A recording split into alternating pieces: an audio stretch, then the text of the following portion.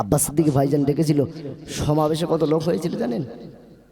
কম বেশি মিডিয়া থেকে খবর কি 15 লক্ষ মানুষ শুধু মাঠে এসেছিল, মাঠে মানে তার সমাবেশে উপস্থিত ছিল 15 লক্ষের অধিক মানুষ।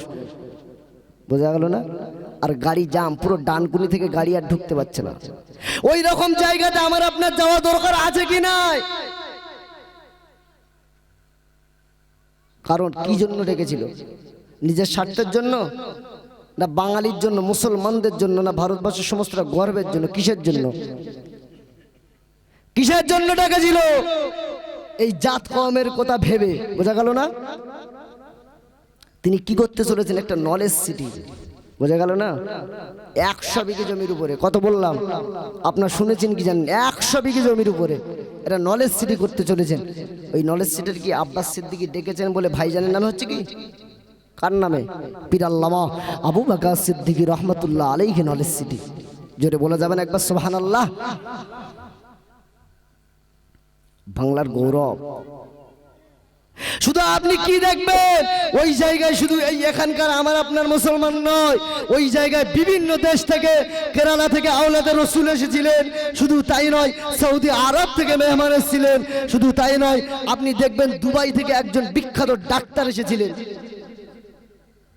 আপনারা তো খবর রাখেন না। যাকে আল্লাহ সম্মান দেবে না, কখনো মিটানো যাবে কি?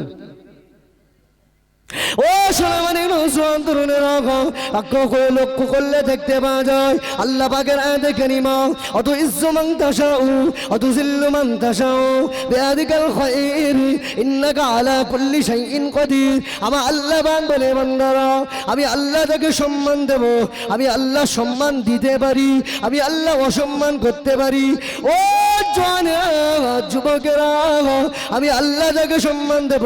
পৃথিবীর কোনো মানুষের ক্ষমতা নয় ওই চোখে সম্মান থেকে বেইজ্জতি করার। আমি আল্লাহ থেকে বেইজ্জতি করব। পৃথিবীর কোনো মানুষের ক্ষমতা নয় তাকে সম্মান দেওয়ার। আপনি একটা মা ভাবে ভাইজানের ডাকে 15 লক্ষের অধিক মানুষ, 15 লক্ষের অধিক মানুষ ফুরফুরা শরীফে গিয়েছিল। কিসের জন্য? নিজের স্বার্থের জন্য নয়। মুসলমান এক হতে হবে, মুসলমানদের একটা গৌরব তৈরি করা হবে। ওই নলেজ সিটি, সেখানে থাকবে হাসপাতাল, সেখানে থাকবে ইউনিভার্সিটি, সেখানে থাকবে কলেজ, সেখানে থাকবে স্কুল, সেখানে থাকবে লাইব্রেরি। ও সোনামানিকেরা, না না, নিজের কথা ভাবেন না। চিন্তা করেছিল আমার জাত কম কি হবে, আমার জাত কমের উপায় কি হবে। বাংলা মানুষেরা এখান থেকে পড়াশুনো করেছে, তারা যেন বাইরে যেয়ে গর্ব করে। আমি কোথা থেকে পড়ে এসেছি জানো? ফুরফুরা শরীফের মুসাদ্দিদুজ্জামান আলা হযরত পীর আল্লামা আবু বকর সিদ্দিকী রহমাতুল্লাহ আলাইহি নলেজ সিটি থেকে। এটা গর্ব না? মুসলমানদের গর্ব কিনা বলেন? শুধু ফুরফুরার গর্ব? এটা মুসলমানদের গর্ব, টোটাল ভারতবর্ষের একটি গর্ব। জোরে বলা যাবে না সুবহানাল্লাহ? ভাবেন ওই মাহফিলে কত সাধারণ মানুষ দান করেছেন জানেন? ভাইজান বলেছিল একটা করে ইট নেয়, আবার 100 করে টাকা। আলহামদুলিল্লাহ, কত লাখ ইট হলো সে বলা যাবে না। মানুষ মাথায় করে ইট নিয়ে গেল, কি মহব্বত করে। বোঝা গেল না? মহব্বত আমরা করি, মহব্বত শুধু আমরা করি। মাথায় করে ইট নিয়ে বসে তারা বয়ে বয়ে যাচ্ছে 100 করে টাকা, টাকার ড্রাম বসিয়ে দিয়েছে। এ কচুয়াই বাড়ি শফিকুল, কি নাম বললাম? শফিকুল 1 কোটি টাকা দান করলেন। জোরে বলা যাবে না সুবহানাল্লাহ? আমি আপনি দান করতে পারবো না, হিংসা করব? বরঞ্চ একটু হাত তুলে দোয়া করতে পারবো তো, যে আল্লাহ ভাইজানের মনের আশা পুরো করো, বাংলার মুসলমানদের হেফাজত করেন। এই দোয়াটুকু করতে পারবো না? কিছু মানুষের কলিজা পুড়ছে জানেন? ফুরফুরা শরীফে হচ্ছে না ওটা? কোথায়? ফুরফুরা শরীফে হচ্ছে। কলিজা পুড়ে লাভ আছে? তোমার ক্ষমতা আছে এটা করার? তুমি ডাকলে মানুষ আসবে? আবার ভাইজান মিটিং ডেকেছেন 31শে জানুয়ারি। কোথায়? কলকাতা। বোঝা গেল না? কলকাতাতে ব্রিগেড মাঠে। আসাদুদ্দিন ওয়াইসি আসবেন বলে ভাইজান একটা সম্ভাবনা দিলেন। কত মানুষ হবে ভাবতে পারছেন? ওবার দুবাই থেকে যে ডাক্তারটা এলো, ডাক্তার পুনেন্দু রায়, নাম কি বললাম? ডাক্তার পুনেন্দু রায়। কি বললেন? তানার অধীনে তিনি বলছেন যে ভাইজান আমাকে এতগুলো মানুষের ভিতর দিয়ে যেভাবে আমাকে মহব্বত করে নিয়ে এলো, আমি তো আসতে পারতাম না। আমি পুরো মুগ্ধ হয়ে গেলাম। আমি দুবাইয়ে একজন ডাক্তার বলছি, আমার অধীনে 300 বিধবা নারীদের যাদের সুন্দরবনে বাঘে খেয়ে নিয়েছে। কারণ তিনি বলতে বলতে বললেন, আমি তখন ছোট ছিলাম, আমার আব্বার বয়স 50 বছর, তখন মারা গিয়েছেন। তখনকার কষ্টটা আমার মনে পড়ে। তাই আমার মাথায় এটাই চিন্তা ছিল, যারা অসহায় ব্যক্তি তাদেরকে আমি দেখভাল করব। তাই অসহায় ব্যক্তি 300 ব্যক্তি আমার দত্তকে আছে। তাদের বাচ্চাদের পড়াশুনো করায়, তাদের বাচ্চাদের স্কুল কলেজে পড়ানোর দায়িত্ব আমার ডিপার্টমেন্টে আছে। শুধু তাই নয়, আমার অধীনে একটা হসপিটালও চালায়। কত টাকার মালিক দুবাইয়ের ডাক্তার, বুঝতে পারছেন? তিনি বলছেন যে ভাইজান আমার কাছে যেটা চাইবে মন থেকে, আমি নিজে থেকে যদি যাই আমার মনে হয় কম হয়ে গেছে। বোঝা গেল? ভাইজান আমার কাছে যা কিছু চাইবে, এই নলেজ সিটি বানাবার জন্য চাইলে আমার হসপিটাল আমি বিক্রি করে দিতে পারি। সব কিছু উজাড় করে আব্বাস সিদ্দিকী ভাইজান এটাকে আমি সমস্ত কিছু এখানে এই নলেজ সিটিতে দিতে পারি। জোরে বলো। ও বাপ, শুধু তাই নয়, একজন হিন্দু কবি, বোঝা গেল না, একজন হিন্দু কবি, তিনি ওই মঞ্চে দাঁড়িয়ে কবিতা বলছেন। কার সালে? কার সালে?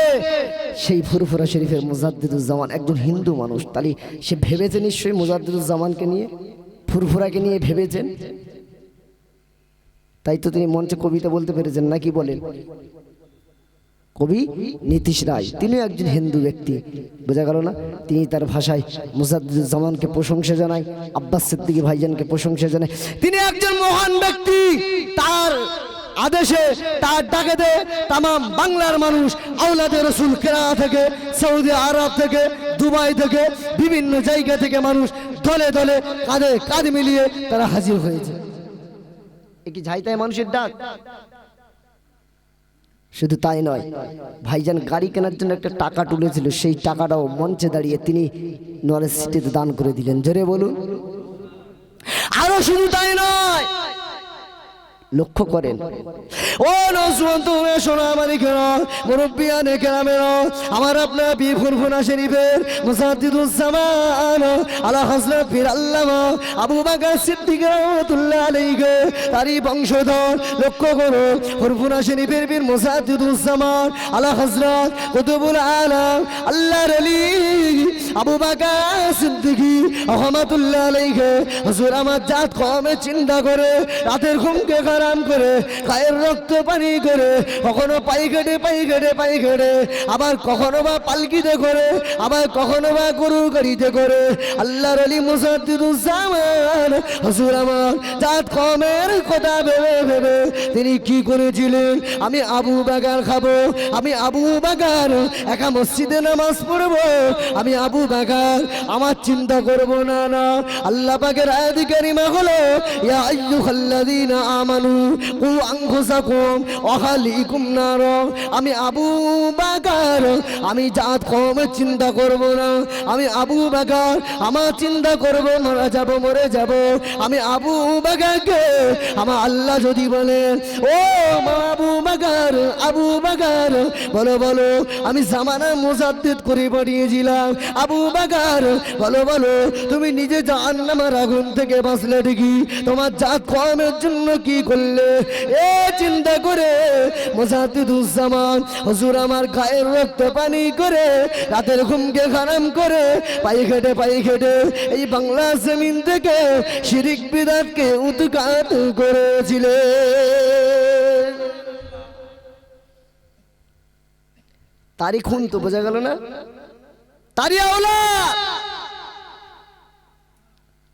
আব্বাস সিদ্দিকী ভাইজান যে কাজ করলেন, তিনি নিজে মঞ্চে কত টাকা দান করলেন জানেন? তিনি নিজে মঞ্চে কত টাকা দান করলেন?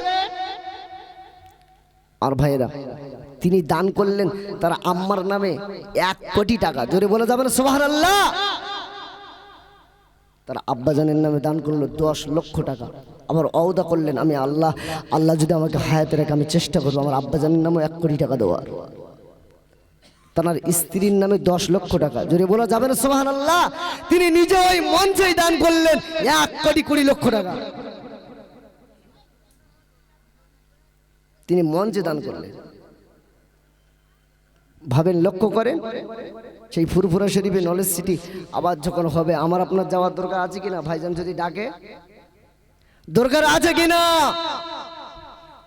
বাংলার মুসলমান এখন এক ঐক্য হয়ে আবার আপনার সংগ্রামের লড়াই চালাতে হবে। ও সোনামণি নওজওয়ান দুনিয়ানা আন্ডা খা করে শোনা বাবা, আল্লাহ নবী তারা নবী নূরে নবী জনাবে মুহাম্মদুর রাসূলুল্লাহ সাল্লাল্লাহু আলাইহি ওয়াসাল্লাম আল্লাহ নবী বললেন, ও আমার সাহাবীরা, ও আমার উম্মতিরা, শুনে রাখো, জেনে রাখো, কিয়ামতের নিকটবর্তী সময়তে, ওই শেষ সময়তে মানুষ মানুষের প্রতি হিংসিত হয়ে যাবে, মানুষ মানুষকে দেখে হিংসা করবে, মানুষ চাইবে ওর একতলা কিভাবে ওটাকে ভাঙা যায়, মানুষ চিন্তা করবে ওর মেয়েটা বিয়ে হচ্ছে, ওর মেয়ের বিয়েটা কিভাবে ভাঙা যায়। মুসলমান হয়ে চিন্তা করছি, আমার ভাই 1 বিঘে জায়গা কেনে, আমি হিংসা করে ওই জায়গা কেনাটা কিভাবে নষ্ট করা যায়। আমি একটা গাড়ি কিনবো, আমার মুসলমান ভাইগুলো চিন্তা করলো ওর গাড়ি কেনাটা কিভাবে নষ্ট করা যায়। আমার ছেলে চাকরি পাবে, সেখানে যে ঘুষ লাগিয়ে দিল, ওর চাকরি হলো না। আখেরি জামানায় শেষ সময়তে এমন ফিতনা শুরু হয়ে যাবে। চলছে কি চলছে না ফিতনা? আছে কি না? আছে তো, সব তো শুরু হয়ে গেছে, বাকি আর কি আছে? বোঝা গেল না? ও নৌসন্দুরেরা, ও সোনা মানিকেরা, আর লম্বা চওড়া নয় বাবা, দেখতে দেখতে অনেকক্ষণ পেরিয়ে এসেছি। আল্লাহ নবী, প্যারা নবী, নূরে নবী, বিশ্ব নবী জনাবে মুহাম্মদুর রাসূলুল্লাহ সাল্লাল্লাহু আলাইহি ওয়াসাল্লাম আল্লাহ নবী উম্মতি করে কেঁদেছেন। সোনা মানিকেরা, এই মুসলমানদের করুণ অবস্থাটা কেন একটা বার লক্ষ্য করে দেখুন। এক যদি এসে বলে, যদি এসে বলে নরেন্দ্র মোদী বলুন, একটা দেশের নেতা বলুন, সে যদি এসে বলে সরবের বাজারেতে 1 কিলো করে সোনা তোমাদের দেওয়া হবে, ও নওজওয়ান তরুণেরা, ও সোনা মানিকেরা, মুরব্বিয়ানে কেরামেরা, ঠান্ডা খাওয়া করে শুনে বাবা, আমার আপনার বাড়ির মেয়েরা, আমার আপনার বাড়ির ভাবিরা, আমার আপনার বাড়ির বোনেরা, আমি আপনি প্রত্যেকে গায়ের কাপড় মাথায় দিয়ে, মাথায় কাপড় থাকবে কি জানি না, 1 কিলো সোনা নেওয়ার জন্য সরবেরে বাজারে চলে যাবে, তারা লাইনটা দিয়ে দেবে। ও জওয়ানেরা, ও যুবকেরা, ও সোনা মালিকেরা, ওই সরবেরে বাজারে চলে যাবে, সকালে খাওয়ার চিন্তা করবে না, দুপুরে খাওয়ার চিন্তা করবে না, রাতে খাওয়ার চিন্তা করবে না, সরবেরে বাজারে চলে যাবে। চিন্তা করো, আমি যদি 1 কিলো সোনা পেয়ে যাই, নসিবটা বড় খুলে যাবে, ভাগ্যটা বড় খুলে যাবে। না না না, ও সোনা মানিকেরা, বাড়ি বৃদ্ধ মানুষেরা, তারাও বলবে, ও আমার নাতিপোতারা, চলে চলে চলে চলে, আমাকে একটা বার সরবরাহে নিয়ে চলো, আমি ওখানে যে 1 কিলো সোনা পাবো। 1 কিলো সোনা যদি আমার আপনার নসিবে মিলে যায়, নসিবটা বড় খুলে যাবে। কিন্তু না না না, মুসলমান মার খাচ্ছে কেন জানেন? আমার আল্লাহ পাক কোরআনে 82 জায়গাতে বলেন, আকিমুস সালাহ, বান্দা নামাজটা কায়েম করো, এসো বান্দা মসজিদে এসো, আমি আল্লাহ পাক আমার নামাজ কানা আদায় করো, আমি আল্লাহ পাক তোমাদের জান্নাত দেব।